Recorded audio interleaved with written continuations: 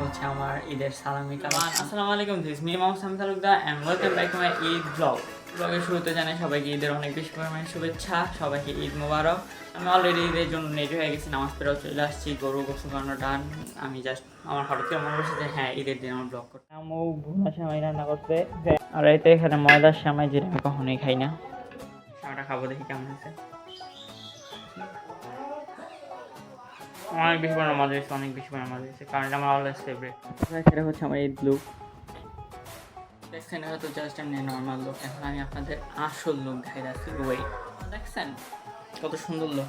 আসলে ছেলেদের ঈদের লুক এমনই হয়, কারণ এখন গরু কাটতে পুরো পুরো জামা নষ্ট হয়ে যাবো। তখন আমি চাইলেও নতুন জামা পরতে পারবো না, তো জাস্ট একটা নর্মাল করে নিচ্ছি।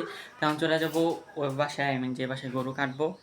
তো যাই হোক, এখন আপনাদের তো গেছে তো এখানে আমাদের গরু, ওর সাথে লাস্ট দেখা, কি আর বলবো এখন এমন। আর একটু পরে দেখেন এখন ওকে জবাই করা হইতাছে। এই সময়টা আসলে অনেক কষ্টের, কি আর বলবো।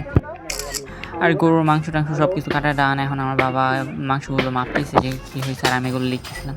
এই মাংসগুলো সব মাখানো হবে, আম্মু মাখাবে এগুলো, আর কি আমি হেল্প করবো মাখানোর জন্য। কিন্তু রেসিপি ওনার, এই রেসিপি দেখানো যাবে না, এটা স্পেশাল। এটা মাখাবো সব মশলা আমার বেড়া ধরা যায়। আস্তে আস্তে আস্তে আস্তে আস্তে আস্তে উল্টাইতে। নিচেতে খালি উল্টাইবা। গরু কাটা কিচেনে সব কাজ ডান। আর এখন আমি ফ্রেশও হয়ে নিয়েছি আর কি। গরু কাটা এসে আমার ভালো লাগতেছিল, ভিডিও করতে পারছিলাম না।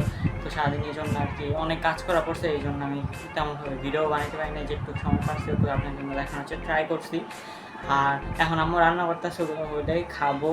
আর এমনিও খাবার রান্না করছে, বাট গরু মাংস যদি না খাই ঈদের দিনে তাহলে ভালোই লাগে না, দ্যাটস আমি এখন খাবো না। যাই হোক, তো সন্ধ্যার দিকে আমি আমার চাচাতো ভাই চলে যায় মেলায়, বাট মেলায় কিছু ছিল না, এই জন্য আমরা ফুচকা খেয়ে চলে আসি।